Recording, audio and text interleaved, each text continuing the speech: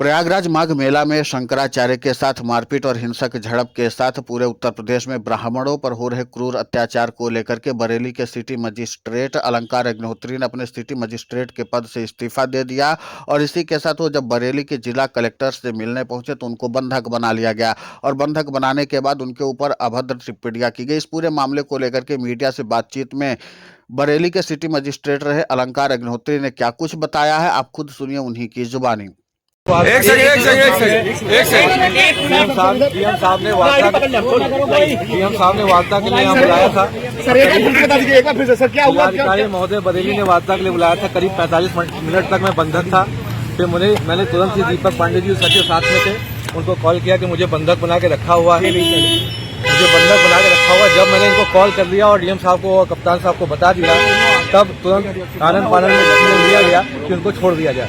मैं DM sir के आवास के अंदर बंधक था बहुत देर तक, और ये प्लानिंग चल रही थी कि रात भर मैं बंधक रहूं और किसी तरीके से रात भर यहीं इसी आवास में पड़ा रहूं। लखनऊ से एक कॉल आया था और उसमें स्पीकर फोन डीएम साहब जो है अंदर बात कर रहे थे, ये बात करना भूल गए।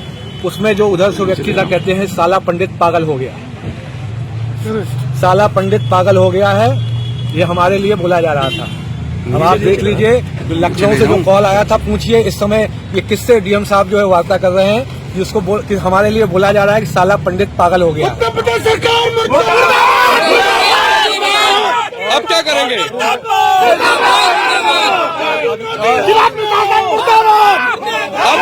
आगे का क्या निर्णय?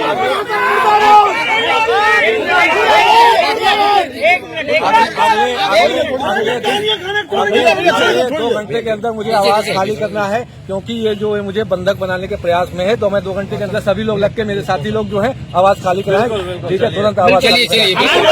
तो सुना आपने किस तरीके से अलंकार अग्निहोत्री के साथ बदसलूकी की गई और किस तरीके से अभद्र टिप्पणियां की गई। इसी के साथ यूजीसी के नए कानून को लेकर के समूचे देश में सवर्ण समाज के अंदर भारी रोष व्याप्त है और इसी के साथ कई राज्यों के विधायकों और सांसदों ने भी इस पूरे मामले पर अपनी नाराजगी जताई है। और इसी के साथ हम आपको बता दें कि पार्टी के पदाधिकारियों ने भी इस्तीफा देना शुरू कर दिया है, यानी अधिकारियों से लेकर के पदाधिकारियों तक और सांसदों से लेकर के विधायकों तक ने इस पूरे मामले पर अपनी आपत्ति जतानी शुरू कर दी है।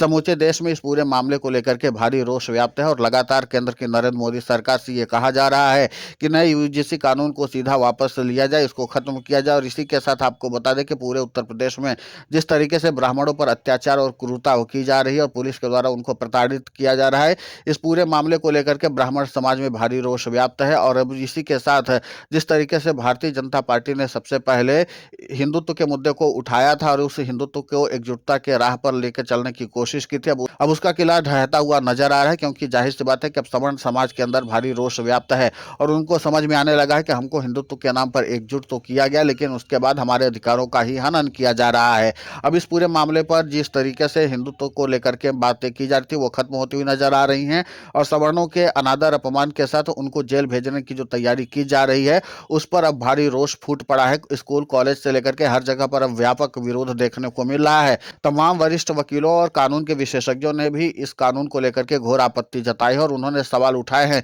कि आखिर किस मंशा के साथ लाया गया। क्या ब्राह्मण छात्रों और छात्राओं के भविष्य को चौपट करने के लिए केंद्र की नरेंद्र मोदी सरकार ने इस नए यूजीसी एक्ट को लाया है? और जाहिर सी बात है कि कई ऐसे सवर्ण जो अधिकारी हैं वो अपने पद से इस्तीफा देकर के इस मामले पर सीधे लड़ाई लड़ने के लिए तैयार हैं। फिलहाल इस पूरे मामले को लेकर के आपकी प्रतिक्रिया बहुत महत्वपूर्ण होती है, आप हमें कमेंट करके जरूर बताएं। साथ ही इस खबर को ज्यादा से ज्यादा शेयर करें और हमारे चैनल को सब्सक्राइब करें ताकि आवाज और बुलंद हो।